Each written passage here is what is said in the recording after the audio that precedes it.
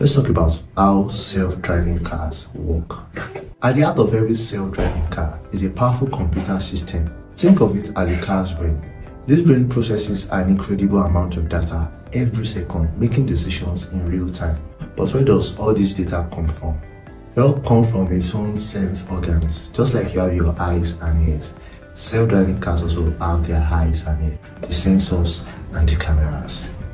These cars are equipped with scenario sensors, including the LiDAR, the radar, and the cameras. The LiDAR, which stands for light detection and ranging, uses laser pulses to create 3D map of the environment. Radar, on the other hand, uses radio waves to detect objects and measure their speed. And of course, cameras provide visual information just like our eyes do. So let's take a pause here and really understand what these things mean.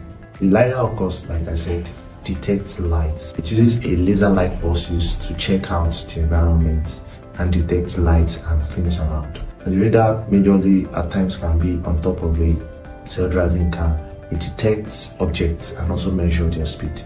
That's why they could see, the camera would function as the sight to see, let's say there's a dog before the car, it pulses. And once the road is clear, it keeps moving on. So the cameras, of course, provide visual information just like our eyes do. But having data isn't enough.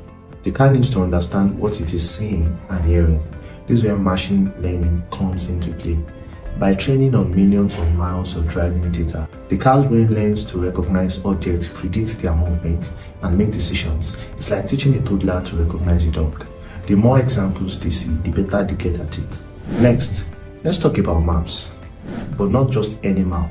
Self-driving cars rely on high-definition maps that are far more detailed than the ones we use. These maps include lane marking, traffic signals, and even the height of curbs. The car continuously updates its maps using data from its sensors, ensuring it always knows where exactly it is and what is around it. So this is different from your Uber and Bolt map. It's different from your Google map. This map is specially created for the purpose of a self-driving car, and it also updates itself as it passes through locations, using its sensors to know where exactly and to track objects around it.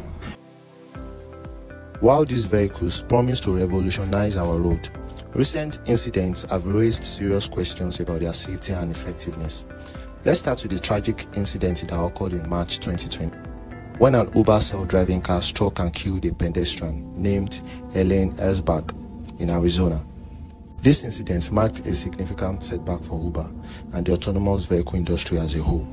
Uber had been testing its self-driving cars on public roads for several months before the crash. Reports indicated that the vehicles had encountered numerous issues, with 37 collisions reported during its testing phase. The vehicle's sensor failed to recognize Ellsberg as a pedestrian crossing the street, leading to the fatal accident. Following this incident, Uber halted all self-driving tests and faced intense scrutiny from the regulators and the public. Investigations revealed that the car's software was designed to prioritize the safety of its passengers over the pedestrians, raising ethical questions about decision-making processes of autonomous systems. The limitations of self-driving cars extend beyond this tragic event. Autonomous vehicles rely heavily on a combination of sensors, including cameras, LiDAR, and radar, to navigate and make decisions. However, these technologies have their shortcomings. For instance, camera can struggle in low light conditions or adverse weather, while LiDAR systems may have difficulty detecting objects in certain environments. Moreover, the artificial intelligence algorithms that process this data are not infallible. They can misinterpret situations as seen in the Uber crash, where the vehicle failed to recognize a pedestrian in its path. Another concerning incident involved a self-driving car that, in an attempt to avoid an obstacle, collided with a passenger's bus. This incident highlights the unpredictable nature of the real-world driving scenarios.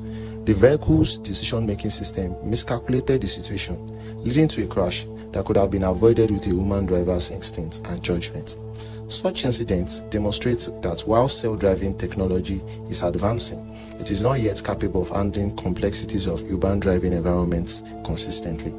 The reliance on technology raises questions about accountability and safety, particularly in scenarios where human lives are at stake. Now let's consider the broader context of why it takes time for self-driving cars to fully realize their potential.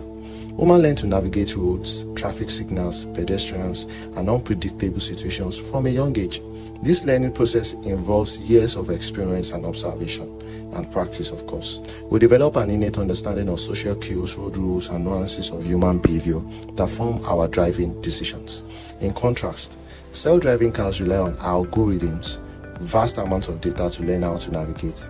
While AI can process information quickly, it lacks the intuitive understanding that human develops over time. Training an AI system to recognize and respond to the myriad of scenarios it might encounter on the road is a monumental task. Experience plays a crucial role in driving. Human drivers learn from mistakes, developing a sense of caution and awareness that is difficult to replicate in machines. For example, if a human driver encounters a situation where a child unexpectedly runs to the street, they can quickly assess the situation, gauge the child's behavior, and react accordingly. This level of situational awareness is something that AI is still striving to achieve.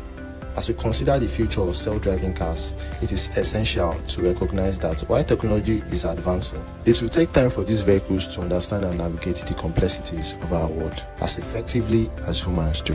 But the question is, would I sit down in a self-driving car today and allow you to drive me? Definitely no. Maybe later in the next many years. But for now, they are still testing it.